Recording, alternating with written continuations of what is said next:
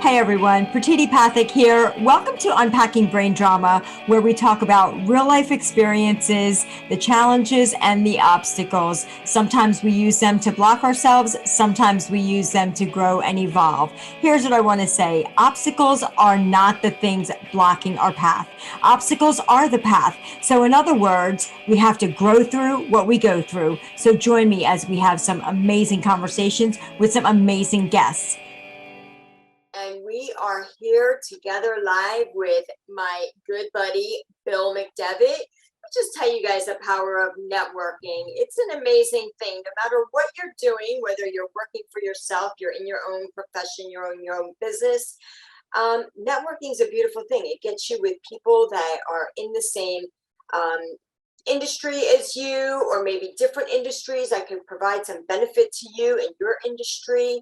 It is just wonderful to be networking. So I am here with Bill McDevitt. He is the founder and owner of Top of the World Coaching. He is a small business and a startup, like startup businesses and small business owners, leaders, teams, help them define and align their business and personal goals, clarify their vision, formulate strategies, and build actionable plans so they can actually summit their goals and get to the top of their world. Welcome, Bill. Good morning, Tina. How are you today? Thank you for having me. Amazing. So amazing. I'm so happy to have you today because as a entrepreneur myself, I have had several businesses and I know what the struggles were, especially when I was starting up and I was little baby companies along the way. So even as my business grows, I know there's more and more hurdles that I come across that I totally need help with. I'm also a real estate agent, and I have a lot of my office and my fellow agents that are new to the business, new to entrepreneurship, and they also have their own separate struggles. So tell us, how did you get here? Yeah, small business, gotta love it, but also there are certainly a lot of peaks and valleys throughout your role as an entrepreneur, which personally I love. And yeah, so how I got to where I was, so I'll share a little personal bit first. I'm going to tell you, I was in my early 20s. I was working for a company called McDonald's. You may know it's a fast food restaurant. And I was climbing the ladder, as they say, and wound up in the hospital with an ulcer at the age of 21. And not a lot of people know this, but I had a long lecture from one of the nurses in the hospital about how I was going to wind up there back again if I didn't, take care of myself, so on and so forth. So I decided when I got out, I had to change my style of management, if you will, and be a kinder, gentler Bill, if you will. But anyway, one of the things I knew when you talked about networking, it's really about building your team. So whether it be networking or in my world, it was my management team that I was building, I needed to level them up so that they could take some of the burden away. And so what I did is I got into the coaching form of leadership, and which I really enjoyed.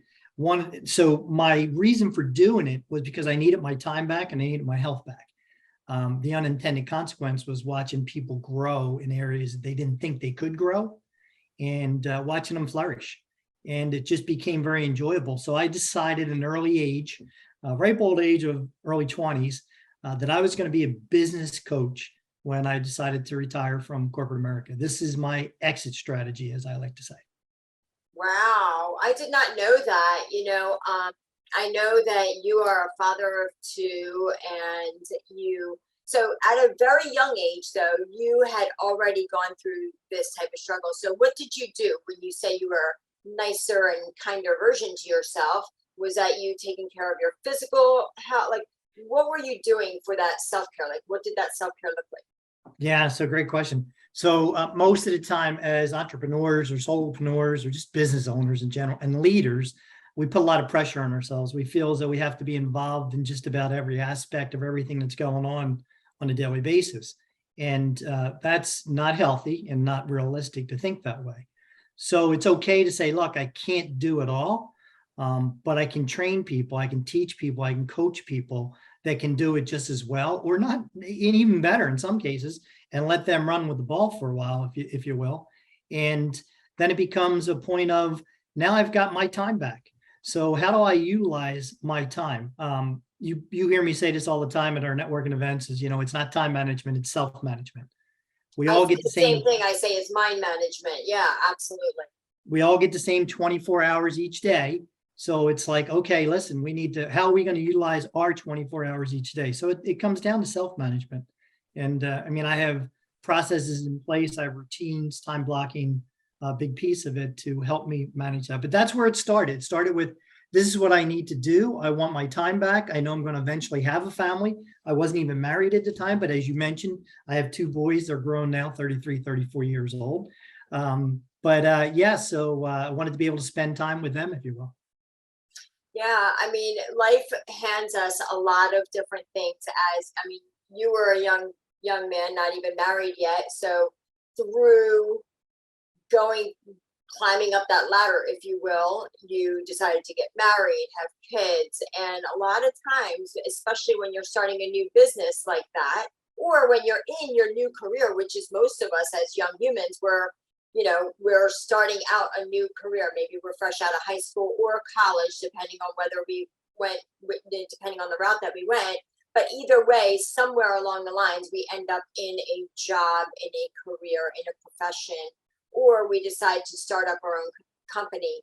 And when we're doing that and trying to navigate our relationships, our parenting, our, being a family member in our other family that we originally had, our cousins and our aunts and uncles, how do we navigate all of that while starting a new business? Because, I hear you talking about managing your time and your self-management, but how does one kind of juggle all of that without working themselves towards burnout? Because that's a big part of my work too, is, people white knuckling it, grinding it out, and trying to manage all these different areas of their life while trying to start a new business. Yeah. And so I say it comes down to boundaries, setting boundaries and expectations, boundaries for yourself, expectations for yourself, but also the people you come in contact with. So clients that you bring into the organization, set the boundaries early and stick by them. Now, make sure everybody agrees to them, that they're clear. They're not just some unwritten rule that all of a sudden something happens and you surprise somebody. Well, I don't spend time on Saturday mornings doing something like that. You have to let them know ahead of time and make sure everybody is in agreement. And that's part of the alignment piece. I'm a big believer in routines. I think routines take a lot of thought process out of daily activities, if you will. And I also like to time block. That's my key to management, if you will. My self-management is time blocking. And I use Outlook.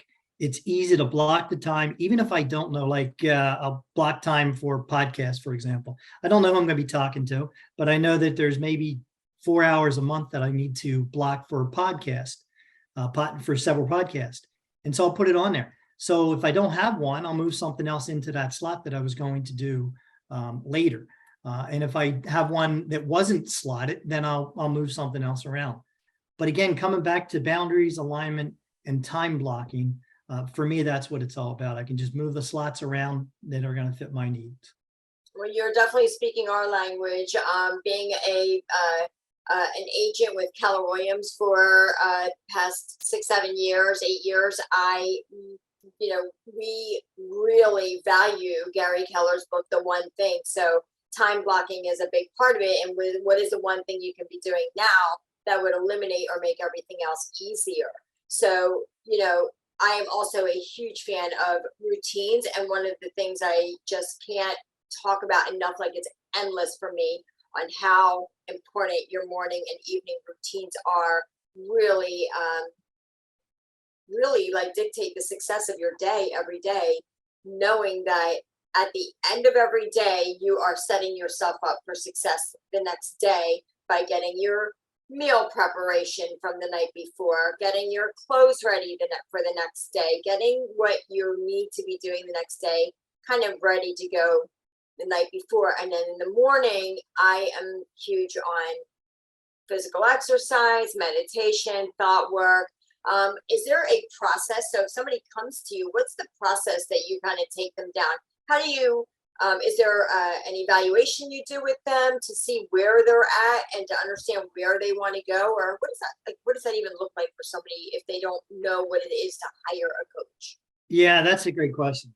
So what I have an about you document that I have everyone fill out before we actually engage in conversations. And then I have a discovery call to let them know a little bit more about coaching. But once they show any kind of interest in coaching or want to know what it's about and want to talk to me further, I will have them sign up for a discovery call, and the about you documents automatically sent to them. I'll ask them to complete that first. And it just goes back into what are your personal goals? What are your business goals? What time do you have now? It's 10 questions really, but it really gets the people that I'm going to engage with thinking about what they really want to do. It's really part of the beginning of the clarifying process, which I find, because people's time is so limited and so precious, that they don't take the time to actually clarify things. And so they're scattered and just trying to focus on what they need to focus. And I break it down in my sessions to my coaching sessions to, like, think of it big picture, which is your ultimate vision, and think of it small picture, which is 12 months, that, you know, at the 12-month period, what do you need to do in the next 12 months? And then think about focus picture, which is next 90 days. So kind of walks them through that process. But that's how I get to know them. And so it tells me a lot about them, but it also lets them self-reflect so that we get on the discovery call. They're not wasting time twisting circles. They actually have a direction they know they're headed in. I love that, because, it is sometimes overwhelming when we think about what our annual goal is, but the hard part is breaking it down to, okay, what do we need to achieve within each quarter? What do we need to achieve and then weekly, and then daily, from like quarterly, monthly, weekly, daily. So I think that's a really great exercise.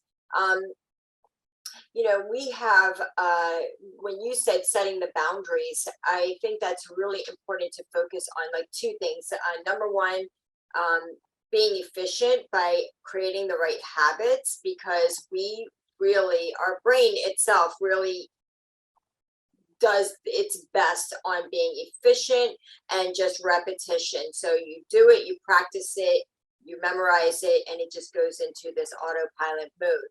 Most of the time we're kind of like in autopilot mode with daily practices that aren't benefiting us. And is there a process you have if somebody's got some habits or some daily routines that aren't working for them, on how to change that into something that is more productive or working for them a little bit better, something that helps them with maybe lead generation or just even conducting themselves with their clients every day?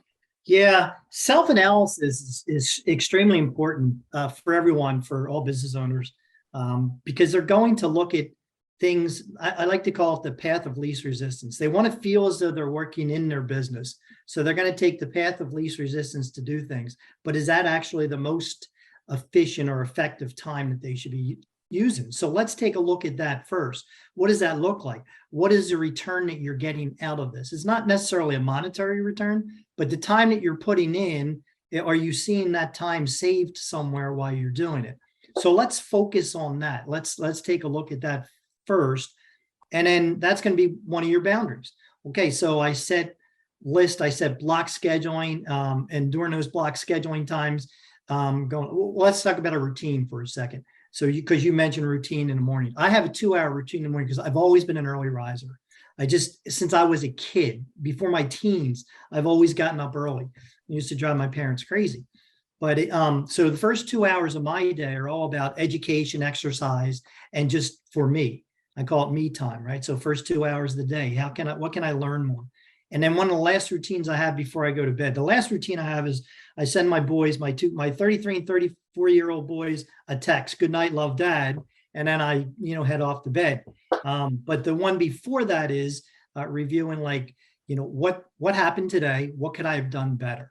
So that I know I'm starting tomorrow on a foot where I can say, hey, there's something that I can do better, and let's improve upon what we did. So hopefully that answered your question.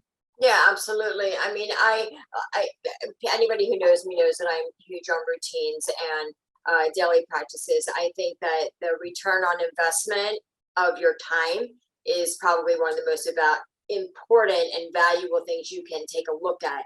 I know we talk a lot about return on investment when we're talking about business and we're talking about financial growth and business growth, but the return on your investment in time investment is something that gets overlooked a lot.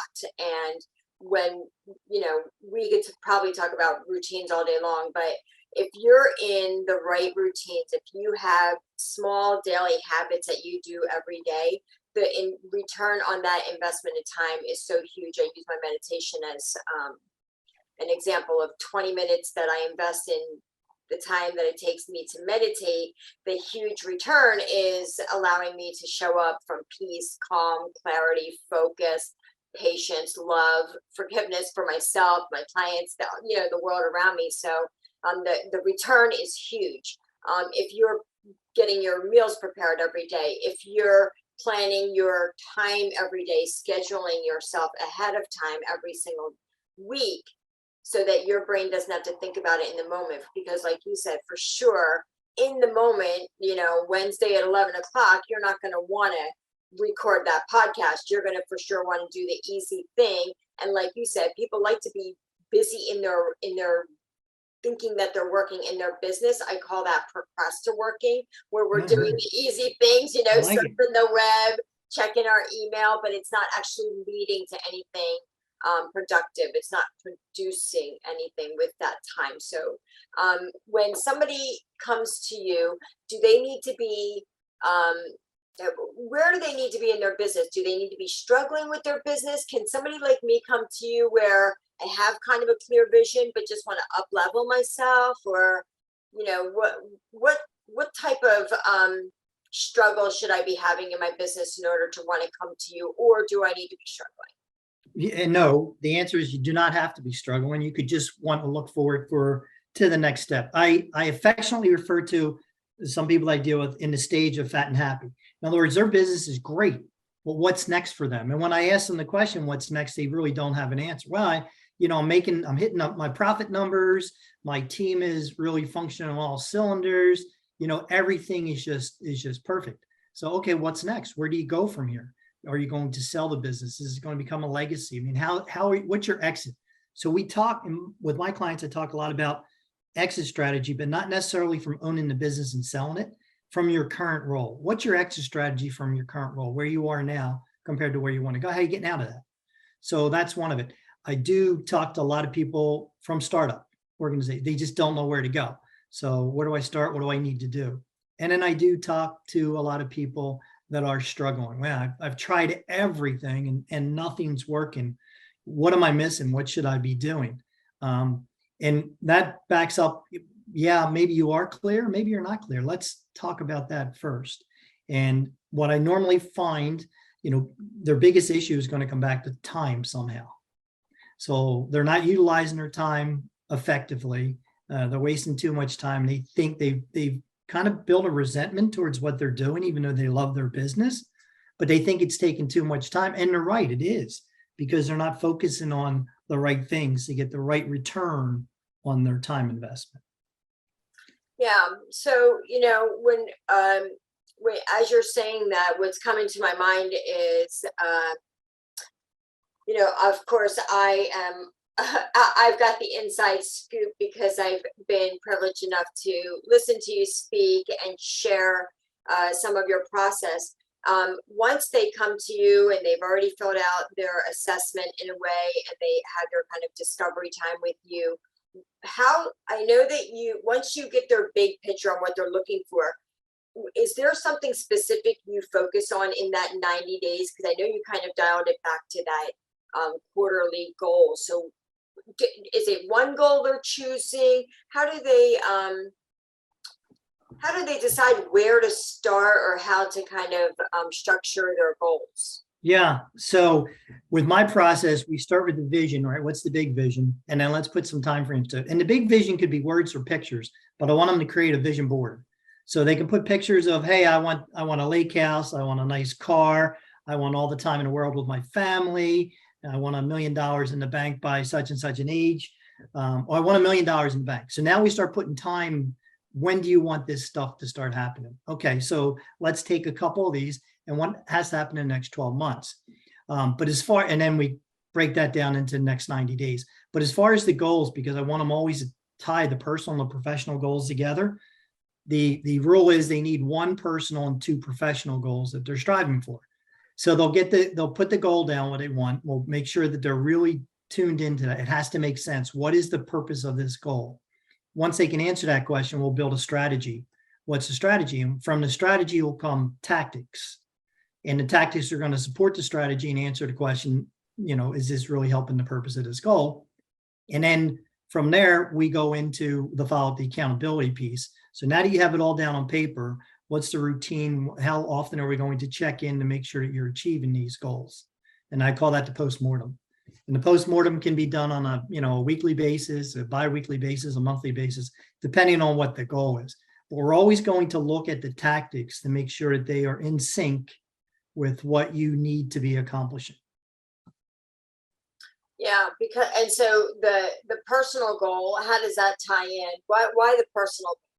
Why is that so important? Yeah, so let's say, for example, I want to make $1 million by next Wednesday in my business, and I want to do it on 2 hours a week. Okay, well, what's more important? Working on your business 2 hours a week or the $1 million? Because right now, neither one of them are realistic goals. So let's figure that out. Well, I really want my time because I want my time to spend with family. I want to do meal preps. I want to be there to put the kids to bed. I want to be there when they wake up. Okay, so that's a priority now. So now we have to focus on when do those things happen with the family, because that needs to become a goal that you're actually there for that. Now, how does your professional piece of that support it? Well, you can't be working 9 o'clock at night if the kids are going to bed at 9 o'clock at night or 8 o'clock or 7 o'clock, whatever it might be. So that's got to be modified now for your professional goal for what hours you want to put into it. So let's talk about that for a little bit. And then what's supporting it. So there's a second professional goal as well. So it could be anywhere like I want to be more profitable. So the personal goal could be I want more time with the family. Let's see how that works. And the business goal, the professional goal could be I want to be more profitable and I want to grow revenues. Well, let's figure out how that's going to happen. So you're really using the personal goal as kind of like almost a foundation, like, hey, let's be realistic with what we're trying to achieve financially and in our professional life, because this is the personal part is what you're doing it all for. So let's make sure it all makes sense together. Right. That's exactly right. That's exactly right. So it's like, let's not say that we want, this thriving business that's going to take up, 60, 70 hours of our time every single week, and also expect to have these deep, personal, intimate relationships with our family filled with communication and love and time together. Because that's kind of the point. I think sometimes we miss that is, what are we doing all of the work for? Mm-hmm. Yes, it's to make money, but what is the money for? What is the value of the money? What is it there to provide, right? It's to provide the quality of the life, not the quantity of things, but the quality of life that we want to have with the people we're having life with. So I know that this word and this idea of work-life balance gets talked about a lot, and I don't know that I am in I don't know if I'm in harmony with that term. I think that it's harmony that we're looking for. We're looking for work-life harmony. Sometimes we are going to have to work more hours on our business, but as we're talking about our daily habits and our small little practices, it's like 1%. If we're doing small things on a regular basis, the compound effect of that, the return on investment of that, will go in the direction we want it to go. We're always sometimes looking for some instant gratification, but also if we're doing small negative habits, like, oh, if I stay working late one night, family might be forgiving, but over time, that continued practice may hurt your relationships in your family. So, is that something that you help them define when they're trying to figure out their goals for personal to align their values with what's really in alignment for them with what they're really looking for? Because sometimes Yes, it's not clear. and I'm on board with you. Work-life balance is not going to happen. Not the right words, I don't Yeah, think. it's just not. I understand where people want to go with it, and people need to understand that balance is not everything is going to have equal weight when you're looking for that balance. Sometimes you're going to have to work more hours, but you have to make it up somehow. So when you're looking at your 90-day goals, how do they play into your 12-month goals? Your 90-day goal might be the busiest season I have. You know, I'm a landscaper, so I'm out there cutting lawns from 7 a.m. to 9 o'clock at night because I have daylight all day. But in the winter, you know, now how does that affect the balance? Because I'm not out cutting lawns and I'm hoping for a snowstorm or whatever else I do out there. So how do I balance it all so that the kids understand, the family understand, the people that I'm sharing life with understand that this is how the cycle is going to go. And it's okay to set the boundaries saying, look, I'm still going to take 3 or 4 weeks vacation during the summer, even though I'm a landscaper. So I'm going to train and teach and coach my guys that they can run this without me. I'm not a one-man show, so they can run this without me, so I can step away. So each of them can step away as well. So, and no one feels guilty with what it is, even if we have to bring in an extra hire to replace, because we have 10 guys and they're all taking 2 weeks. That's 20 weeks out of the season that we're going to be down a guy, so we bring in somebody else. There's ways to work around it, but what ultimately do you want to accomplish? What are you looking to do? And that's why it's so important that the personal ties in with the professional. Yeah, absolutely. And especially like, I mean, there are some professions for sure. I mean, if you're a doctor or a surgeon, you might be on call. You might be having jobs. If you're an electrician, you might be on call where you have to step away and your career requires that of you. And I think that sometimes, even if we're in a profession or a career that requires a lot of hours of us and a lot of our time, even if it's not time at the job, because some professions, my father was an architect, you know, different people have continuing education. We have continuing education. We have to constantly be learning as well. So I think it's super important of the quality of time that's spent with our family members as well. We may be out there working a lot. I remember as a single mom working 2 jobs, going to school at night, but the quality of the time that I spent with my son was so valuable and uninterrupted that it was okay for me to be working the other hours that I needed to be away from him, because the way that I utilized my time with him was so valuable to me. Now, speaking of our loved ones and how we value our time and how life is so precious, which is the reason that time is so precious. If you don't mind sharing, I know that you have created a beautiful foundation in the remembrance of your beloved wife that has passed away in 2010, Carol. Yes. Would it be okay to touch on that a little bit and talk about your foundation? Sure. Well, thank you for that. So Carol McDevitt Foundation Sorry for is your named. loss too, yes. Well, thank you for that. Is named an organization. She passed away in 2010, May 2010, from breast cancer. She was an unfortunate non-survivor of that. And so one of the things when she was going through it, she had a really nice job and she'd been there for 20 years. And pretty much when she got sick, they let her go. And now we had the resources that it didn't impact us negatively from that perspective. But she was one that was like, listen, we know with your experience and human resources and everything that you've done, you know how to handle this, you know how to navigate this.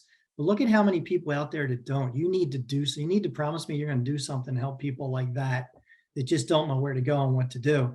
We turned to a lot of the major organizations that everybody knows the name of, and not to embarrass them, because that's not the purpose of it. But what we came up against was, that's not what we really do with helping people. We really focus on research. So it's going to help people long term. It's going to, rid the world of these diseases and stuff like that, which we fully appreciate it. But the people that are in the day-to-day grind now need something more than the research that's coming down the road. They need to figure this out. And so she made us promise to start a foundation. She said, listen, I don't care. She didn't, foundation was not what she wanted. She wanted to make sure we promised that we would help at least one person that was going through the same thing that she had, that didn't have the resources that she had to fight back, if you will. So that's where we started, and it just kind of grew into a foundation. And the second part of my exit strategy, from the corporate is I want to get to an age where my business is running itself, and then that's all I'm going to do full time is work in the foundation, on the foundation, whatever it needs at that point. So yeah, I think that's so beautiful. And when we're in our business, especially when it's new, I'm not going to say very rarely, I would have to say almost never do we think about how we're going to exit out of there. It was something, it was definitely a new concept for me recently to hear about an exit strategy. It's like, yeah, what are you going to do? You're growing this massive business or this vision that you have for your business. What will happen when you're no longer in it? What will you be doing after that? Which we think about retirement, but we don't really think about, like, are we going to be selling our business? What are we going to do with our business once we go out? And then that foundation is really your deep why on why you're doing all the things you're doing, right? How you became just decided to have a business of service and helping others grow their business and give back to from all of the years that you went through corporate America, over 40 some years, right? Almost 43 plus years in corporate America. Yeah. Well, thank you so much, Bill, for sharing all of that with us, because I think that starting a new business can definitely be challenging. We really look at it as taking a risk, but when we think about taking risks and betting on something in our lives, it should be us. We should be our biggest bet, like bet on yourself, people, because you are in complete control of what you're capable of doing and what you choose to do and how you choose to do it. So if you're struggling in your business, if you want to just take your business to the next level, if you just want somebody to like be there by your side, helping guide you, because sometimes just having a coach to be able to keep you focused on your goals, not just an accountability partner, but somebody to actually help strategize with you and help keep your mind in check with what your vision is for yourself and why that vision makes sense for you and why it's in alignment for you.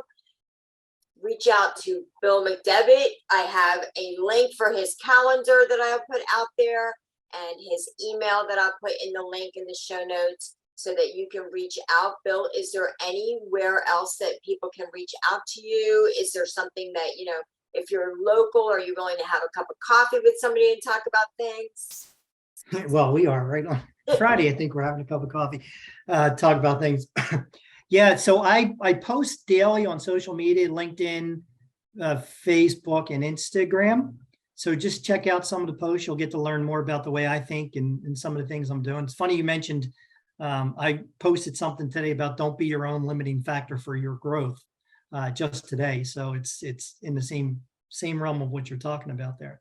But yeah, so that would be one, just like, share the post, and I'll continue doing it as long as, and provide any feedback.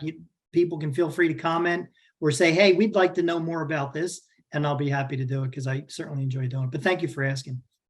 Yeah, you're absolutely welcome, because I think that if any time ever I have ever heard anybody ask me, what is the biggest thing that stands in the way of you and your goals? And the answer was always me. I was the main thing standing between me and my goals. And it literally is sometimes just all about cleaning up your thoughts.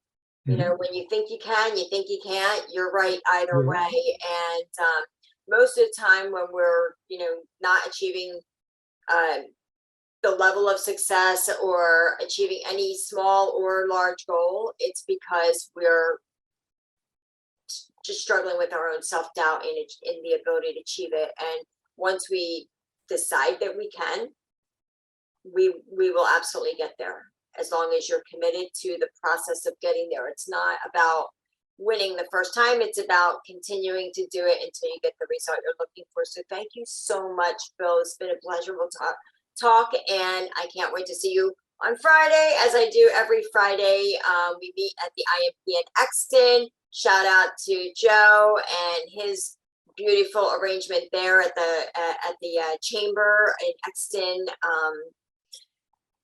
We will see you guys next week, same time, same place, right here on the Facebook Live, Unpacking Your Brain Drama. And adios, amigos. Enjoy the rest of your week, and we'll talk to you soon. Thank you, Pratiti. Have a great day. You too.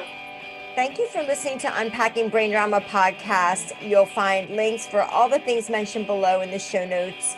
And it would be incredibly awesome if you would take a quick moment to leave a review on iTunes or wherever you listen. If you'd like to be considered as a guest on our podcast, be sure to go to www.resultsbydesigncoaching.com for a free 30-minute coaching session. Thanks so much, guys. See you next time.